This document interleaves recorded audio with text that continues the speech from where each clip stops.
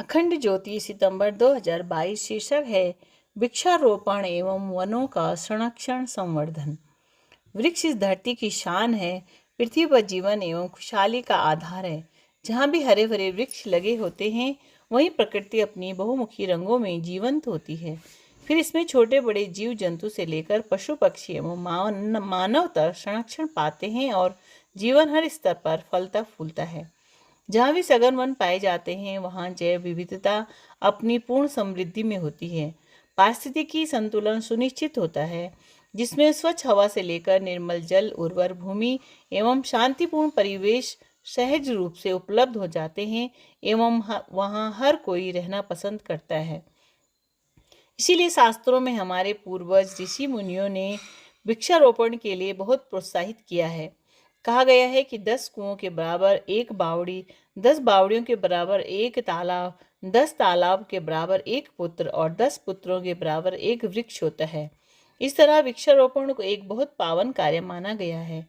भविष्य पुराण में वर्णन आता है कि जो व्यक्ति छाया, फूल और फल देने वाले वृक्षों का रोपण करता है या मार्ग में तथा देवालों में वृक्षों को लगाता है, वह अपने पितरों को बड़े बड़े पापों से तारता है और रोपण करता इस मनुष्य लोक में महती कीर्ति तथा शुभ परिणाम प्राप्त करता है।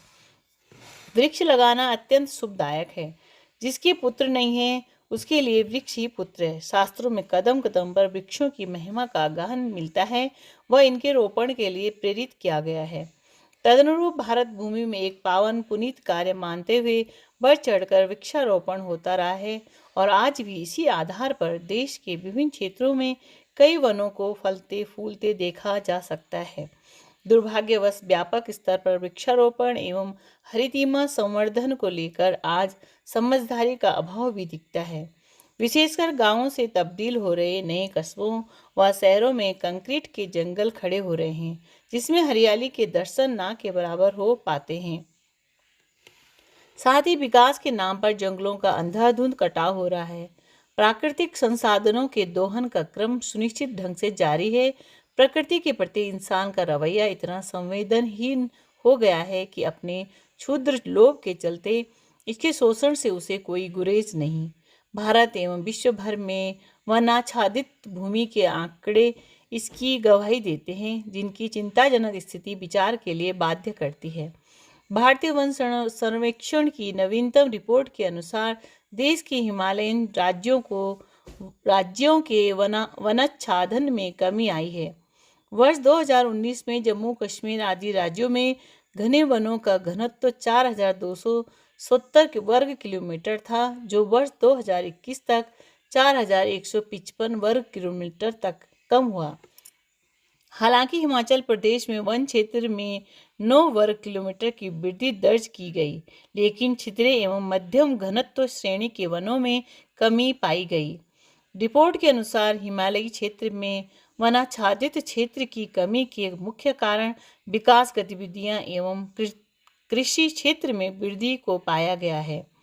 हिमालयी क्षेत्रों में पर्यटन का चलन बड़ी तेजी से बढ़ा है।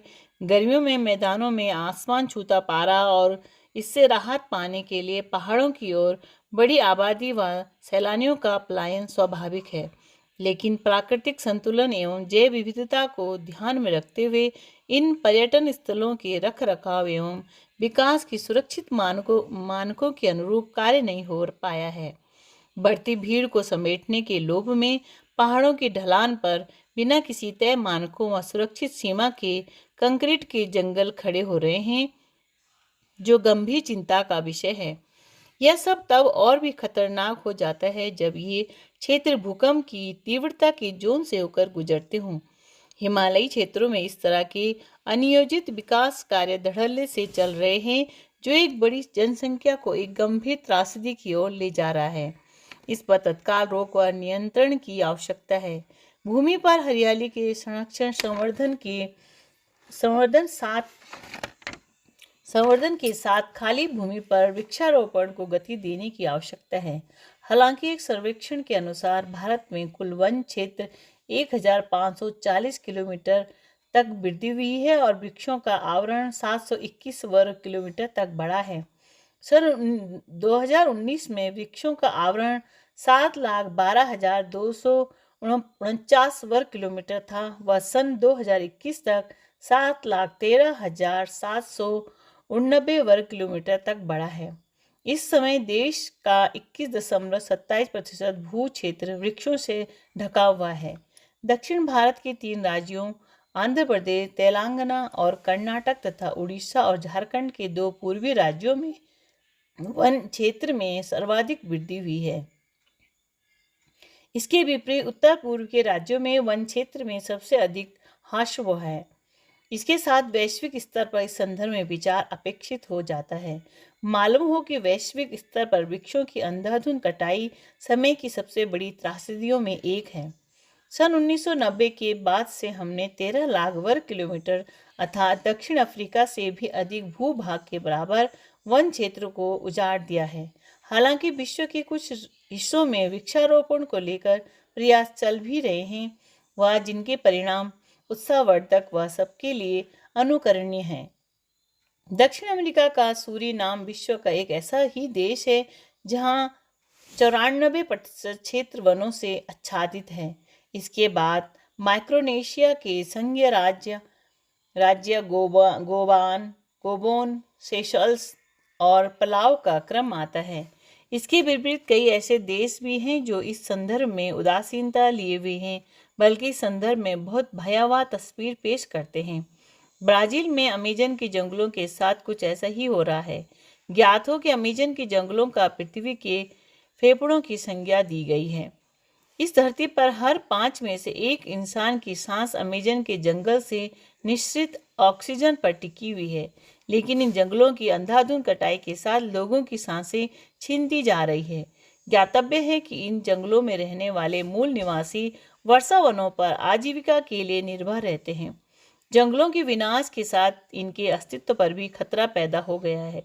पिछले वर्ष ग्लासगो में हुए जलवायु परिवर्तन शिखर सम्मेलन COP26 में 100 से अधिक देशों ने सन 2030 तक वनों की कटाई को रोकने का आश्वासन दिया था, लेकिन धरातल पर इस संदर्भ में कितना कार्य हो रहा है यह विचारणीय है। धरती के पारिस्थितिकी संतुलन के लिए मनुष्य के अस्तित्व के लिए वनों का संरक्षण एवं वृक्षारोपण समय की मांग है, युग धर्म है। इस संदर्भ में ठोस कदम उठाए जाने की आवश्यकता है। साथ ही अपने क्षुद्र स्वार्थों के लिए प्रकृति पर्यावरण से खिलवाड़ कर रहे नापाक गठजोड़ों को हर स्तर पर ध्वस्त करने तथा एक तरफा विकास कार्यों पर अंकुश लगाने की भी आवश्यकता है, क्योंकि प्रश्न इस धरती के भविष्य का है, प्राणियों सहित मानव मात्र के अस्तित्व का है। परम पूज्य गुरुदेव के विचार। आज के समय की आवश्यकता है कि सज्जन एवं सत्पुरुष आगे आएं, मैदान में उतरें और पतनोन्मुख मनुष्यता की रक्षा विकृतियों, दुष्प्रवृत्तियों एवं दुष्टताओं से करें।